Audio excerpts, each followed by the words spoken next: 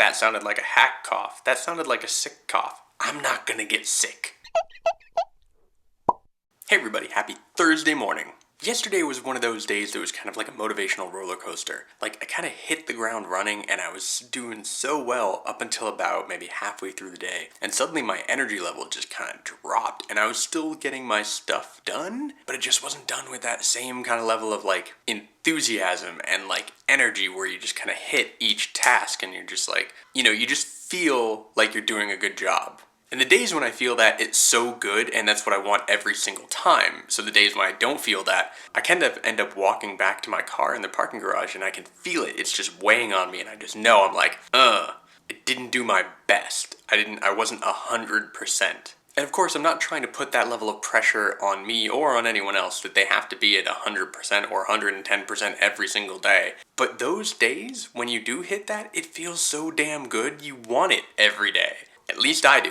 So like I've said before, every day can be kind of a new start. Every day can be a Monday.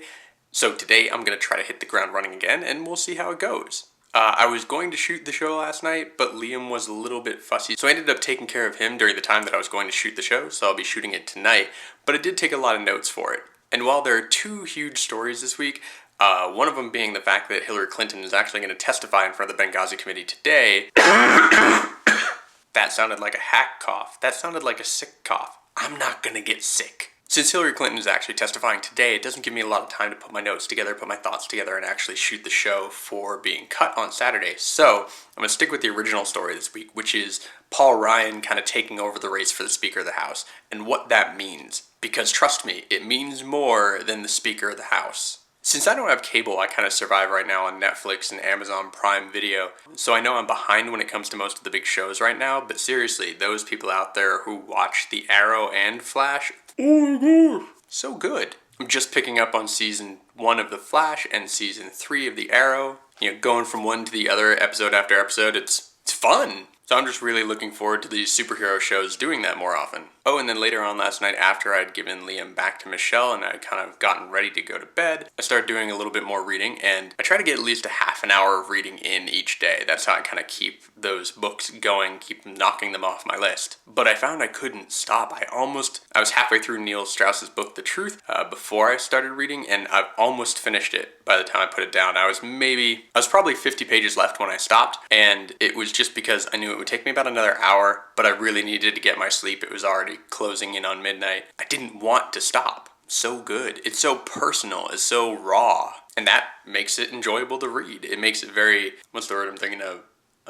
Easy to empathize. Because while, of course, many of us who read that book cannot say we've been in that exact same situation, we've been in situations that were like it. We've been in situations that he was in at the beginning of the book. Definitely not through the journey that he takes, but we know with the feelings that started that journey. And that's what makes us kind of ride that roller coaster with him. Seriously, you might think that I've talked about that book so much that I'm like a secret publicist for it, but I'm not. I'm just a fan. Oh, and last night when I was reading books to Logan, I decided I wanted to kind of start moving in some of the books and some of the things that I remember from when I was a child. Of course, we had read Where the Wild Things Are many, many times already, and we kind of backed off from that book because he started running around the house all the time yelling at everybody going, "Be still," like Max in the book. So we decided to back off from that one a little bit because it was making him almost too aggressive like Max in the book. So I'm assuming that somebody out there has also read Shel Silverstein because he's very, very popular, but I grew up with those books and I love them so dearly. So I have both Where the Sidewalk Ends and A Light in the Attic, and I have some of his other ones as well, but those are my two favorite. Those are the ones that I really read over and over and over again as a child. And I have Where the Sidewalk Ends in Logan's room, and every now and again I try to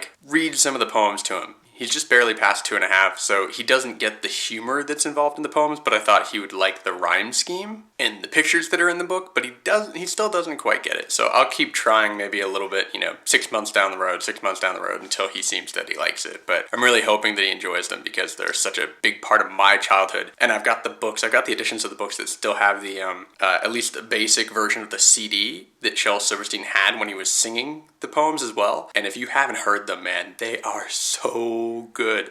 They're so weird and funky, and you do start wondering what was going on with this guy? But they're really good. I highly recommend checking them out if you haven't. It's getting later outside. It means it's time for me to get on the road to go to work. So I'll talk to you guys tomorrow. Hope you guys have an awesome Thursday, and be good to each other.